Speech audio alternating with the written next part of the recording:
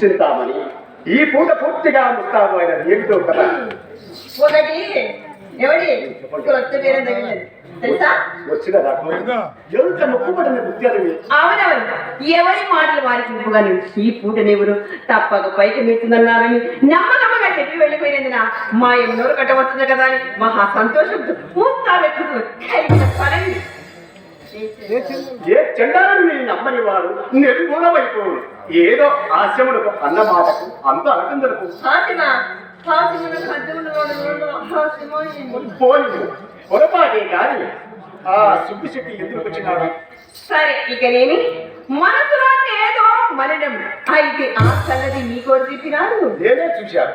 మీరు గుమ్మంలో వచ్చినచో మీ అమ్మ కంటపడవలసి వచ్చునని పెరటి గుమ్మం కడుపు వచ్చేసరికి అతడు పటాల్లో బయటపడ్డాడు. ఆ పాటన నన్ను చూసి అతన్ని చూసి నేను తెల్లబోయాను. అంతటా అతనికి అనుమానం కలుపుకున్నట్లు గోడి గుమ్మలాడ్చు కొంత దూరం వెంటనే వెళ్ళాను. అది రాజుల గురించి ఇతడు అడిగినను అయినను సుబ్బిశెట్టి కోమిడి బిడ్డ సాధారణంగా కోసి నేను చెప్పడు కానీ అతడు ఏం చెప్పినప్పుడు నేను చెప్పినాను ఇదే సరే కానీ ఈ ద్రోపు తొలగించుకోవచ్చు. సరే కానీ ఎంత తెలుసు అని అతనినే అడగపోతుగా అడిగేవాడిని అందులో అడిగినాను. నేరము కావాల్సి వచ్చినానని చెప్పినాడు. చెప్పినాక మీ సందేహం ఏంటి? నా సందేహమా? చెప్పినను కోపగించుకోగలదు. నా ఇంటి మీద పాపం ఉంటున్నా కదా. ఇది మాట. ఇదిగో ఇప్పుడు చెప్పిన వినుము. మేరము కొరకై వచ్చిన వారు గిచ్చల విడిగా వీధి గొమ్మల పోక అదరచు ఎదరచు పోక ఏనా సందేహం. అదిగో ముఖం చింతించు వచ్చిందా కోపం? అట్లేనా? నా సంగతి కూడా అతన్ని అడగపోతున్నా. అంతలో ఒక భార్యమిత్రుడు అగుపడి బహుకాల సమావేశం వల్ల పరమధర్మముల చేత కుశల ప్రశ్నలు చూపుకోనివి. అందువలన అడగడానికి అవకాశం లేకపోయింది. అట్లే చెబుదానికి ఇప్పుడు మేడమును వచ్చి మాట్లాడుటకే మాయ పద్ధతి మేడ మీదకి వెంట పెట్టుకున్నది. ఎవడే వచ్చిన వారిని మర్యాద చేస్తావు కదా కనుక కూర్చున్నవని కూర్చివేసి సాముల మీద అతడు వచ్చిన పని విడిచిపెట్టి అధిక ప్రసంగములు మొదలుపెట్టి అందుకు నాకు చిరాకు వచ్చి చక్కకపోతుంది. మాయమ్మ నా మనసు పెట్టి తోడు చూపుడని నిమిషం మీద అతని దొడ్డులు తీసుకుపోయి ఆ దారిని అవన సాయం నమ్మకపోడు దాని నీ మాట వేదముగా నేను ఎప్పుడు నమ్మలేదు. నీవు నాతో నలసంత నీ తోడనే కాదండి తోడనే నా పొద్దమాడు చింతామణి ఈ కులంలో పుట్టవద్దు కాదు చిన్న పెద్దలు ఏ కాదు. ఎవరి మాటలు ఏలా ఎన్ని మార్లు శ్రావించాలి.